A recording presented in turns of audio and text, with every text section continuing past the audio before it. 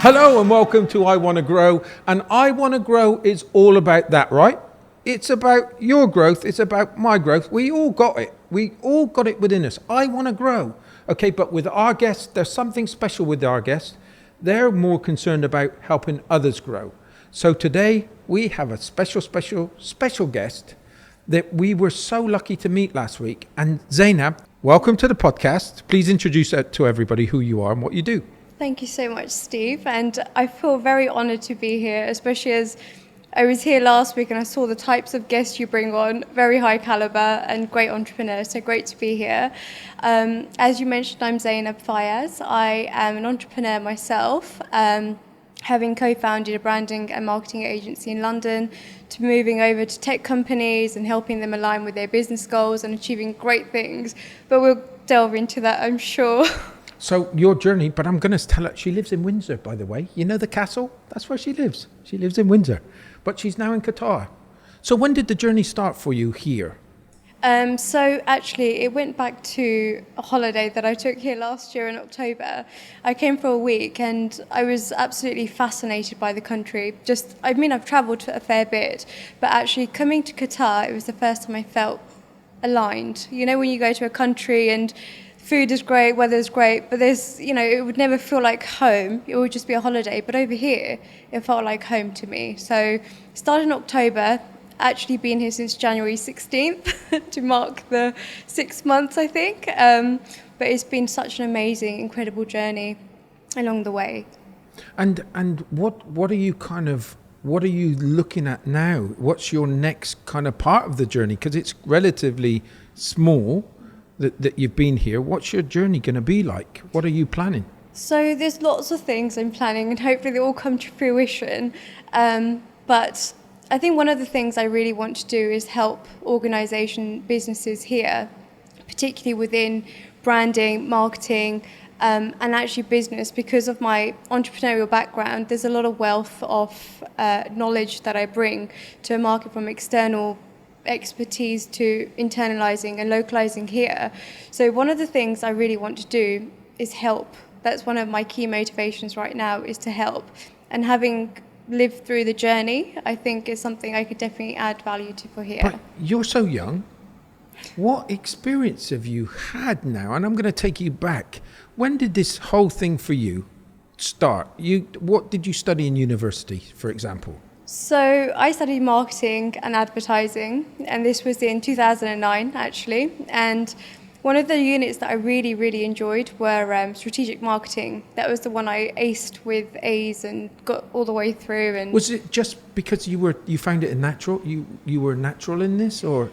Yes and no. So my background actually was art, and I studied fine art and textiles. I'd make dresses, I'd paint, I'd draw. And then I got to the stage of my A-levels and I thought, well, I'm going to have to make money one day. What do I do? And then I studied business studies as well. So actually that was when I got into marketing and advertising. Having studied business studies, I really liked the marketing module. So I took that on as my degree and studied for 3 years, came on and then actually got my first job soon after I graduated. It wasn't in marketing. It was kind of a foot in the door at the time.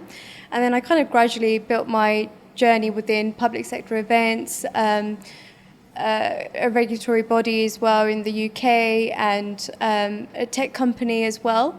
And then I soon realised that actually I like my freedom, and my freedom means working for myself. And this was, it was kind of understood years later what that meant for me, because I was very happy working month to month and having, holidays that were kind of capped at 28 days a year and stuff like that. And then my sister, actually, she was the founding partner for me with the business that I had. And she gave up her job and started this branding and marketing agency. And she said, oh, why don't you come and work for me in 2018? I said, no, I want to be equal to you. If we're going to work together, we're going to be equals. It would never work. No, exactly otherwise. But anyway, she rang me up and I said to her, yeah, of course I'd come on board, but I want to see the business making some money. I'm not going to leave a permanent job if we're going to be struggling. There can't be two of us struggling. So anyways, she rang me up that day. I remember it clearly. I took the call outside from the office and she said, I've just won my first deal. And it was just over the phone she won that. It was no in-person, anything like that. So in 2019, I packed up my job entirely, and she had also secured another business, a client in Australia.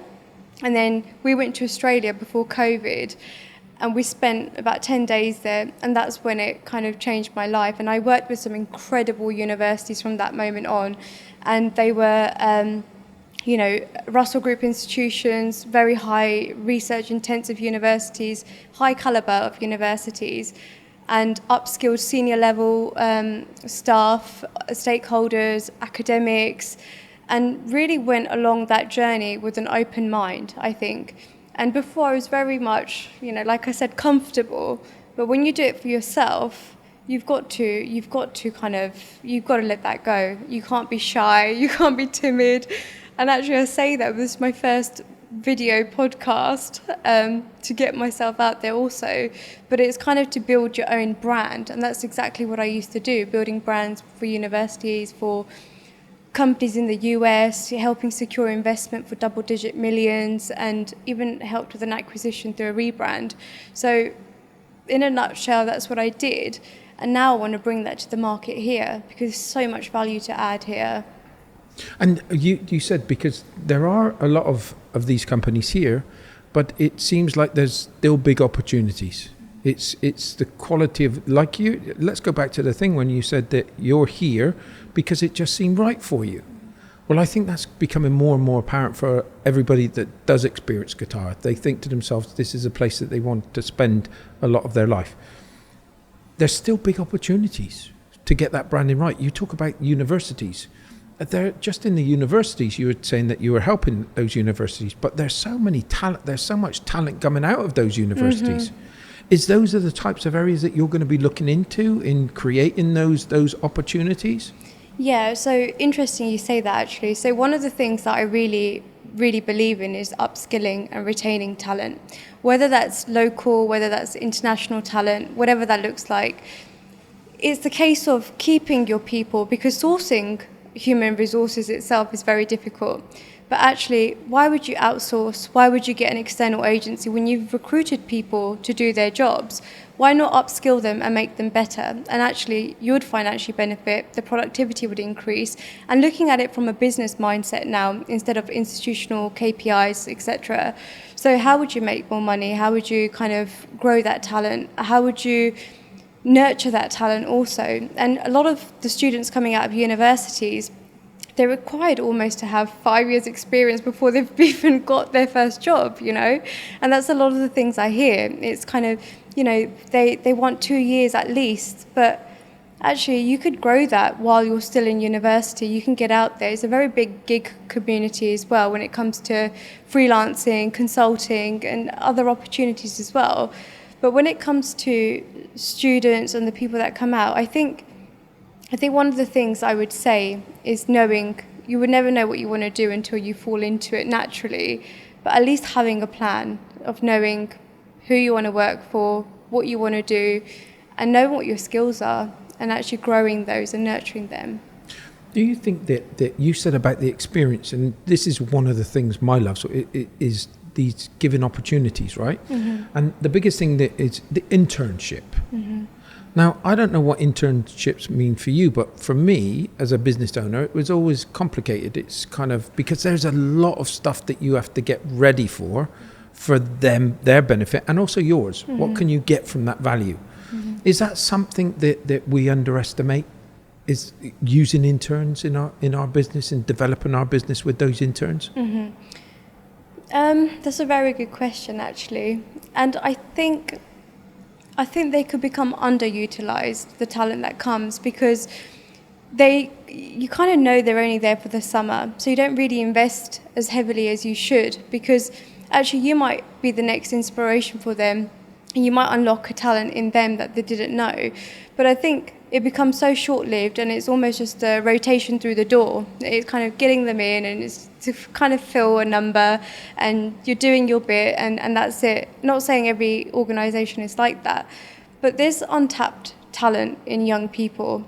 And I say that as, I remember going to my first interview, and you're full of energy, you're full of so much buzz, and you're full of so much ambition that somebody needs to channel that. And that's why it's very important, regardless of interning, whether it's apprenticeships, interns, graduates, whoever it may be. I think even as a business, you need to recognize that to help pull that out, because interns won't know what their strengths are until you help them. You identify. Yes. And you can nurture that love, because that's what you want them to do, is you want them to love what they do. Yes. I remember we, just before COVID or during COVID, we did a workshop for the University of American University in Beirut. And we ended up employing, hello Marwa, hello Fatma, hello Katya. They are fantastic people. And they're assets to our company, and they were just university students coming out of university and looking for some opportunity. We gave that opportunity, and it's so rewarding, and it's beneficial to the company too, because you see the things that they've developed do. It's just quite, it's wonderful to see. So these are the things that I hope that, and I'm hoping that we're going to be working together on several fronts.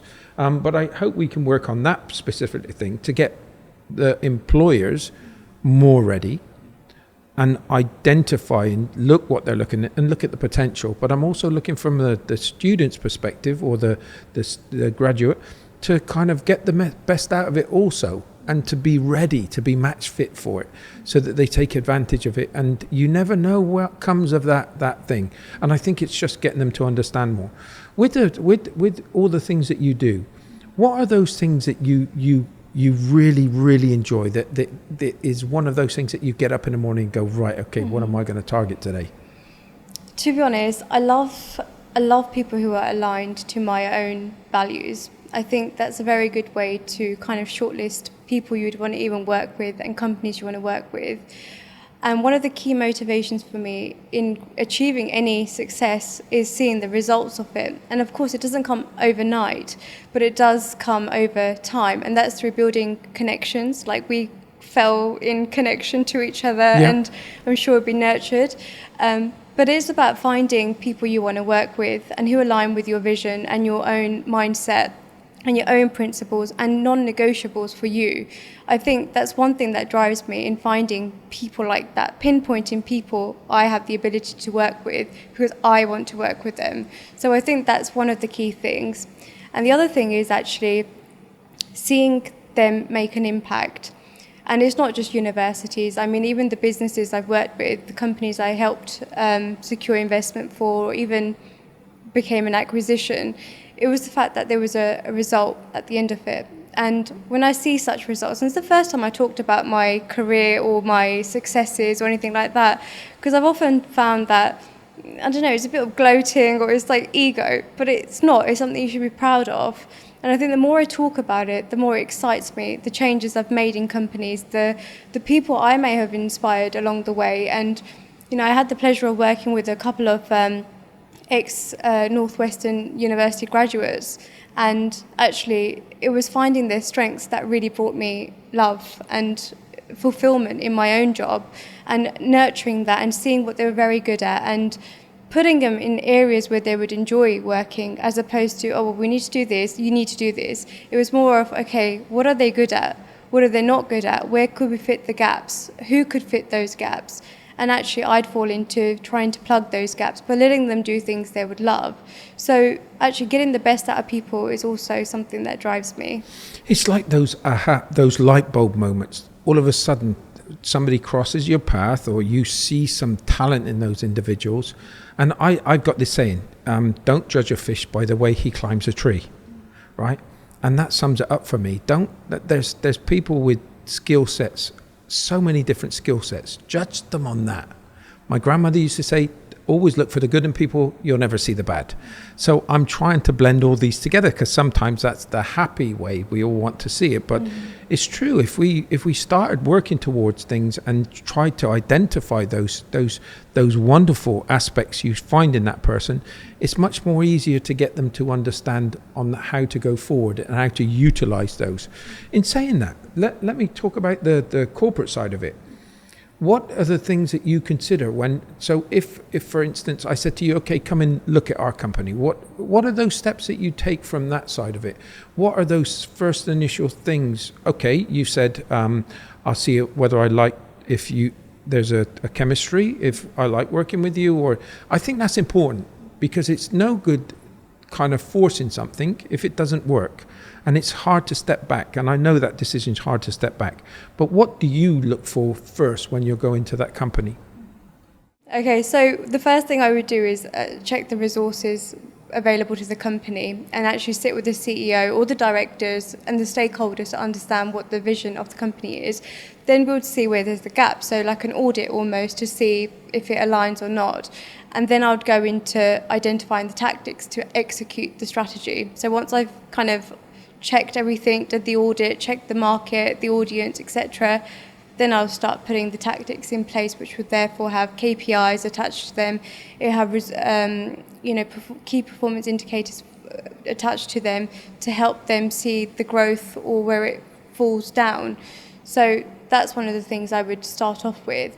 I'm very much aligned to national visions, and Qatar's national vision really sits well with me. And having read it actually as deeply as I could to gain understanding as much as I could see there's 4 pillars that they really want to grow here. And actually, one of the key pillars is human development, and it's all about upskilling and retaining talent. And we mentioned that before. There's lots of companies here, there's lots of infrastructure, there's lots to do here, but actually how do you differentiate? And that's where brand comes in, that's where marketing comes in, and that's where market insight comes in. Because all these things, and I'm thinking from an entrepreneur myself, it's like, oh my word, it sounds like a lot of money and a lot of effort, and have I got those resources? And then what if I haven't got those resources? How do I do? Is it basic or is it simple? Is there fundamentals that I've got to make sure that I just follow? So that depends. So it's case by case scenario I would judge it upon, and sometimes you can make it work with what you've got. So it's all organic sometimes, and that's again the retention and upskilling of staff. But actually it might be that you build a team to help execute, and that doesn't have to be millions and millions. It could just be, it's a 6-month project, you bring in the right people, and that's one of the key learnings I've had. You don't have to be trapped to a desk 9 to 6, working. You could bring in the talent to execute for that short period. As long as you manage it effectively, as long as you get the results, you could pin who you want to bring in and deliver. So building teams is the other thing you can look into as well. But I believe that it depends on budget constraints, and it depends on where you want to go. And you need some financial backing at least to get to where you need to be. Startups. Mm-hmm. Is it the same principles with a startup, or do you look at it in a different way for them? Startups are a little bit different. I could say that because I was a guinea pig to one, actually. So I think they're a whole different ball game. You've got to approach it with, you really got to have your house in order, to be honest, from the start when it comes to startups. Having the legal paperwork in place, having operational things in place, recruiting people meaningfully, knowing that you're going to get lifelong value out of them. But actually, with startups, it comes down to having a vision, but actually doing things every single day to work towards it. You don't have to have 5-year goals. As long as you're consistent in what you're doing and have the team around you, I think you could really, that's one of the key principles I believe that you could do without needing much. It's the case of having a vision, having a plan, and having financial resources. They're the 3 things you need. I'm going to ask you a question now. Mm-hmm. You've got it, and I'm going to put it into simplistic terms. You've got a website, okay? And 5 fundamentals you need in that website. You need the image and perception, design is crucial. You've got the development side of that website. You've got the content. You've got the SEO, search engine optimization, and you've got the CMS platform. To you, which one would be the most important? It's a trick question for you. That's a very tricky question. Can I pick 2? it's good that you're, because I was thinking because me, I would have said years ago, I would have looked up and said, search engine optimization, if somebody doesn't find you, but I need the content with that too. And I need image and perception. So the trick question is, everything's important. It's not just one that's going to carry the other one. Everything's got to be in one. In what you do, how important, and where I was coming with this, is how important is it for you to make sure that all your elements are in place? Extremely important. I think it's, you've kind of got to have the cogs turning in one direction, and that's why strategy and vision is very important. Everything that falls within that is part of that system. So one thing helps the other, and then the other helps the other. It kind of is an ongoing movement. So I would say all are very key, all very important, serve their own purpose, actually. Give us some low-hanging fruits. What should any company be looking at and saying, if they're not doing it, these are the things that we sometimes underestimate how important they are to do? Mm-hmm. I would say look at your stats and look at the data, whether it's social media, whether it's your Google Analytics, whether it's your email opens, whatever that looks like. Look at that information because it's extremely important and it's actually sometimes underutilized in businesses and companies. It gives you an opening to something that you might have not known. You know, it might be you're seeing growth maybe in the US, but you're operating in the UK. Actually, what does that mean? It means there might be appetite there. There might be something you're missing out on. And actually understanding your audience. Who are they? What is their age? What is their demographic? What are their interests? What do they like to read? Like, become familiar with all that information. And you could do that through your stats, your data that you've got. So you could have said anything in those areas, right? You could have, and you went to data and stats, mm-hmm. and they're one of the most important things that we should be considering. I've got to say that it's mm-hmm. probably not one of the things that I'm looking at right now, mm-hmm. which I've got to reconsider. Mm-hmm. In saying all those things, I also hear some stuff that I want you to disperse or to say that's true, is image and perception. How important is that? Is it as important as the content, or is it kind of more important than the content? I would say it's as important. I think it's both, because when I think of image, I think of brand. And when I think of brand, I think of feeling. And when I see content, it has to align. Like, the content has to align. When you think of Nike, or when you think of Apple, for example, you're associated to the perception of it, which is, you know, it's a clean design, it does what it says on the tin, you like it, you like having those products. Well, I do, certainly. But the content has to marry up as well, because the audience is part of that. So it all kind of has to sit alongside each other, otherwise it's incomplete. So perception is important to content, because the content is derived from your brand, from your perception. So very important. And I'm going to go back to the data. You mentioned Google Analytics, you mentioned some other things. What if I haven't got any of those things in place? What are those priorities that I could be looking at to give me the best readings? Yeah, so I think when it comes to data, I think it's important to track it. It doesn't matter how minimal the data set is. I think it's very important to know you send maybe 1 month a newsletter every month or something, or you might have an email that goes out every 3 weeks. You know that you've got plans in place to know that, but actually you should be measuring absolutely everything. So it could be small things that you measure: how many people have opened an email, how many people put you in junk, like, you know, how many didn't open it, how many unsubscribed. How many unfollowers have you received in the last few days? Because that actually helps inform your own strategy. It might be that you've got this podcast, hopefully not, hopefully you're only ever going to grow. But say you had a drop in followers, you know, was it the guest that you brought on? Was it, I don't know, was it the type of questions you were asking? Is it relevant to the audience? Like, you need to know your audience to be able to align those metrics alongside. So if it's your website as well, there's something called Hotjar, and it measures the mapping of where people click and do things on your website, etc. Yeah, and that will tell you a lot because it's Hotjar. Hotjar, yeah, and I think it's free, but you embed it in your website, and you could do a visual, like a video mapping of where people click and what they do. And from that, you could make decisions. Is it that your button needs to move to the top because people are scrolling too far down and actually you lose them by the time they get to the call to action?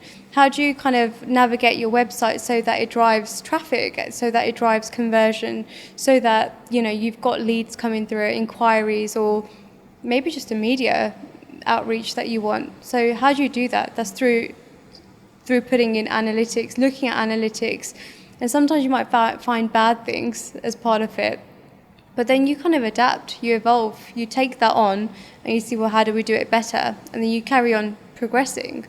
So it's very insightful. Yeah.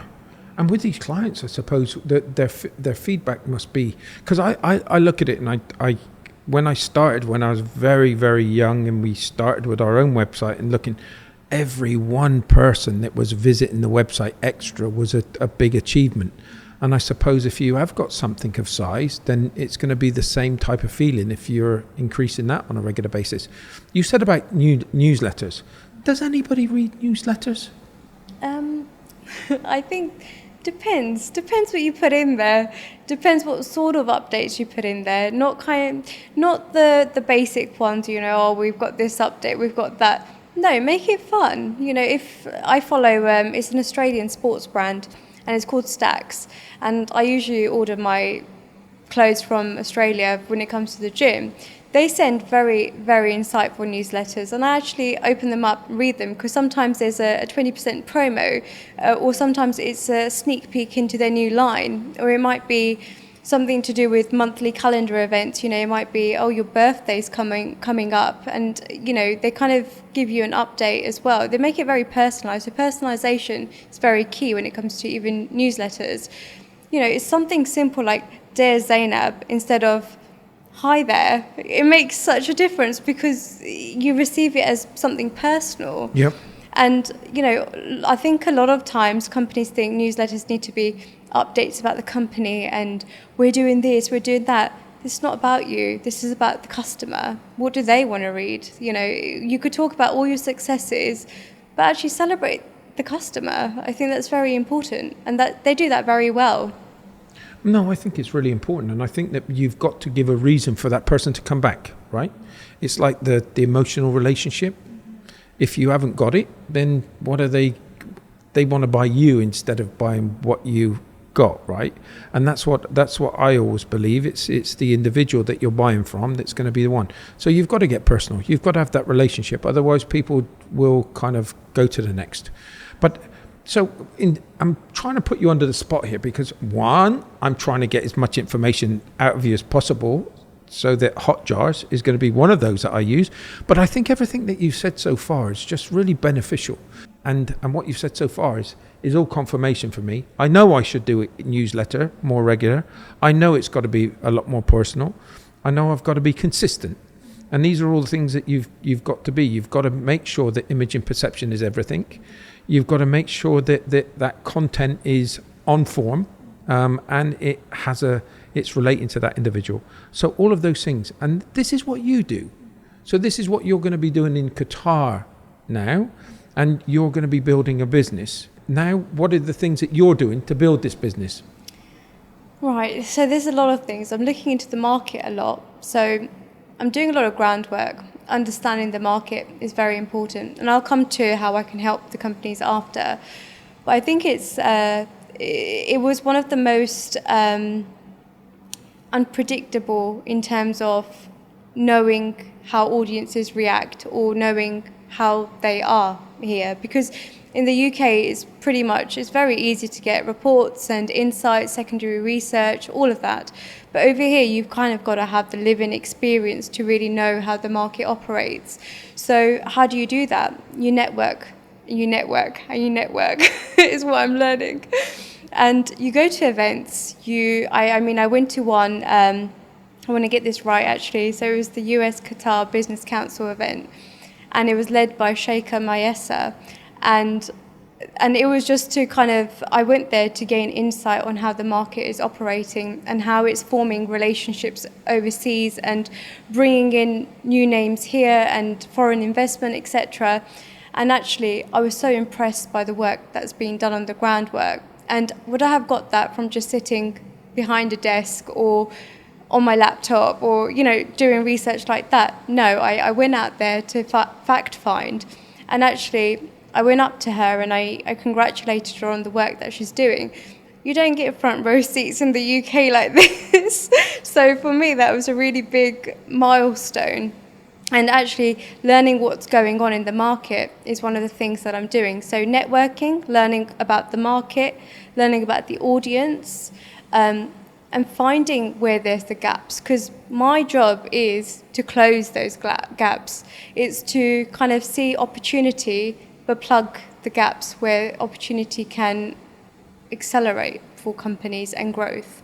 So now what I plan to do is pinpoint people I want to work with, companies I want to work with, and drive that acceleration. If they've got the backing, they've got the financial support, may not have the resources in place, but that's okay, but actually have a vision they want to exceed and reach, then that's where I would want to step in and help align that to the national strategy, the business strategy, as well as the market needs. So 3 circles that I believe are very important, and they all have to kind of juggle at the same time. Are you worried about the market size here? No, because I remember you had Abdullah on last week for the previous episode that you had, and he mentioned, I don't know much about the Saudi market, but Saudi becomes very competitive. Actually, Qatar, even though it's smaller, it does become competitive, but there's appetite. There's you could see the growth markets very clearly. You could see the rise in AI, you could see the rise in automation, in health, in fitness, in medical, telehealth, everything. You can kind of see where it's sitting. And actually, there's opportunity where there's appetite. And plugging that is exactly what this market has. With lands that are larger, it's harder to reach those audiences because there's so much to learn still. But over here, there's definitely room for appetite, which brings opportunities much more gratefully and in greater numbers. You've been here are you confident? Yeah, I believe so. I think there's, where there's appetite, there's companies who want to be the next best thing. I'll give you an example. So I swore to myself that I'm not going to download any apps to make my life easier here other than Uber, just to get around. And I said I'm not going to get no food apps, nothing like that. I'm going to go out, get the food myself and go to the supermarkets and do my own shopping. And then I downloaded Snoonu. And then I don't know what happened, but life changed after that, honestly. And I believe it's Hamid who leads the vision of Snoonu. Hamid Al-Hadri, a friend of mine. Well, he's doing some incredible things. Unbelievable. Yes, his leadership style is great, actually. And he converted me. I mean, I went from having zero belief in apps like that to using it. And in fact, even this morning, after I'd worked out, I went through the filter, I want a healthy meal, and I want this, and I want that. And it was here, like within 40 minutes. So he's going to be really pleased that you're saying these things now. I know. Oh, really? He's going to be really because he's watched the podcast. He watches the podcast. He's a good. He's always given me the relationship. He's always given me his faith, because whenever he's been, he's always got me to do the moderating on these panels that he's been on. And he's been a fantastic testament to our growth, because he's always been there or there around, right? And he's always a great supporter, and that's what I love about him. He's a supporter for all these startups in the ecosystem. He wants them to succeed, but he's there with the responsibility on his shoulders to be that first unicorn and to go out there and show the way. And he's continually doing that. And his team, everything that you said today, his team is phenomenal.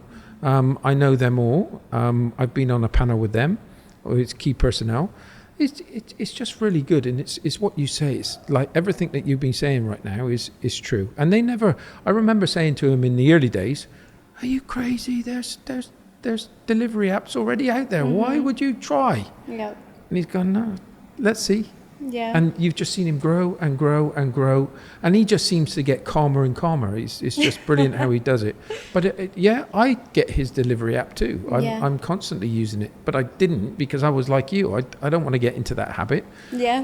But it's formed a habit with me. That's for sure. Definitely. And I downloaded a few other apps alongside that, and I stuck to Snunu since I've been here. So I'm a die-hard fan at the moment, I would say. And they're worth being diehards for. I know that fantastic, and they just go from strength to strength because they're going to grow into so many different areas. But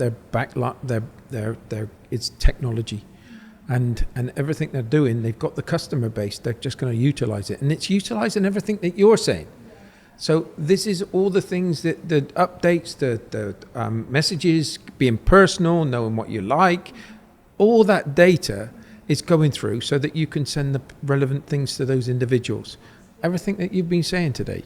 And I think, I think that where you've got a real advantage now is I'm learning from you. I kind of, with this podcast today, has been an eye-opener for in several reasons, which I always ran away from. And that's what I think we tend to do is run away from those difficult subjects. Because they're too difficult, and if I work over there where my pluses are, I don't have to look at that rubbish. You've got to take it on. At one stage, you've got to take it on, and that's what I like about what you've given me some ideas for. Don't be afraid. Just keep on pushing forward. And with these companies that you said you brought up, Snunu, what do you believe you would start? Because I think you're going to be great for startups too. And what I like about you as well is you didn't actually say it, but you seem like that market research is absolutely fundamentally key to your growth. Because if you don't know your company well enough, how can you push it in the right areas, right? Is that where you come from? It sounded like you didn't actually say it, but you say that market research is paramount. Yes. So I say that with an open mind, actually, because I know it depends on how it's received by the business, for example. Some might not put priority on it, whereas others might. But actually, market insights, market research is very important. And actually, step one for getting yourself out there.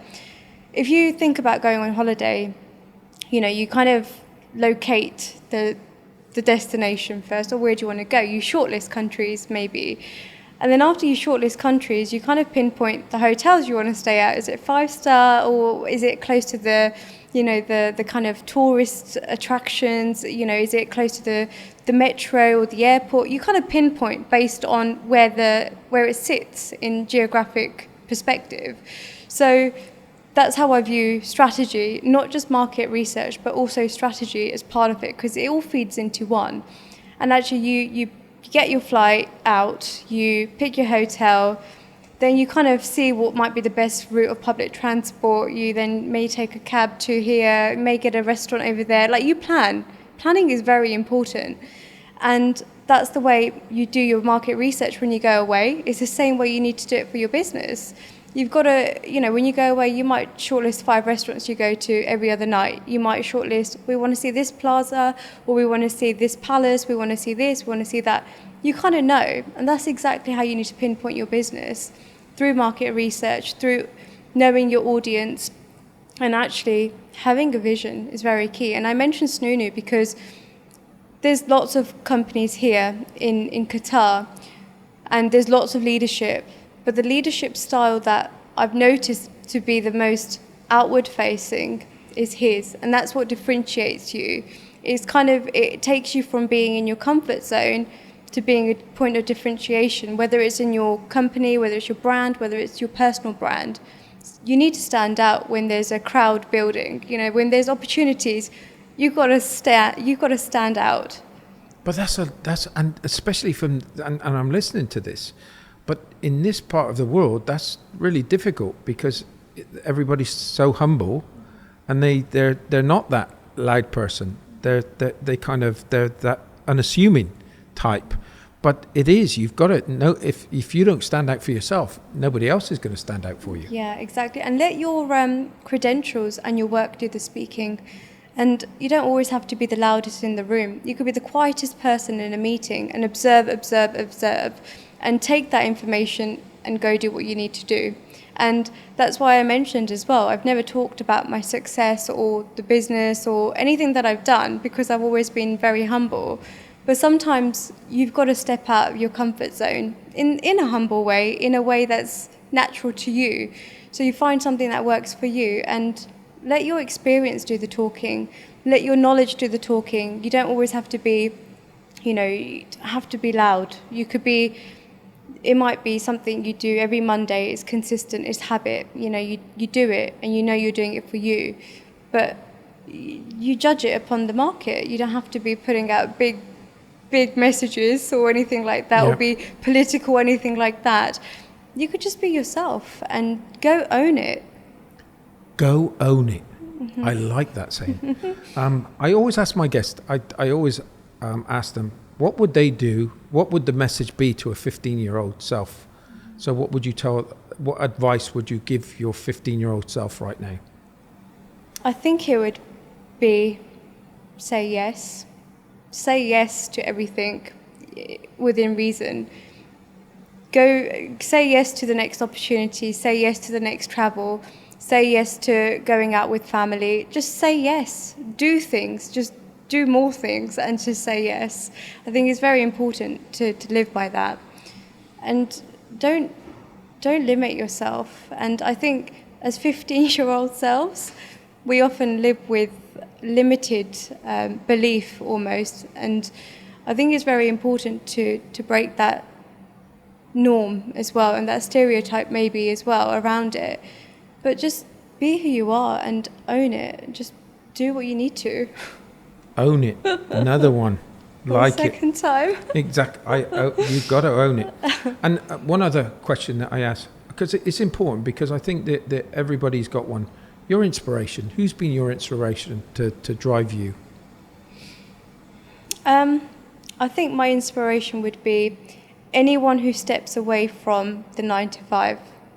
Anybody, whoever that is, who is able to do it for themselves and goes out there to do the hard work, to do the graft and live on their own terms. I think to me that's pure inspiration. If you can do that, then you're succeeding in quality of life, and you can't buy that. And on that note, that's the end of this podcast. Thank you so much for coming on. I can't better those words, to be quite honest with you. And that's the message that everybody should listen to, right? So are you that person? Do you want to be that person? You've got to start thinking about your brand. You've got to start thinking about what you're good at. You've got to think about what you love. And then you've got to put it out there. Give it a shot. We've all got it within us. You've just got to be prepared to let it out. Thank you so much for coming on the podcast today. Thank you so much, Steve. It was such a journey. And I want to say one thing before I go. Workington has given us the opportunity to go to a whole different level. And I really thank them from all of us, from Soutien, from our websites, from our podcast. Thank you so much for your continued support, because without that support, we possibly couldn't go the way that we go. So I really do thank you. So thank you from the bottom of our hearts. You really do make it all possible for us. But for this week, thank you so much indeed, Zainab. Thank you for being on the podcast. It was so enjoyable. You gave so much. Thank you.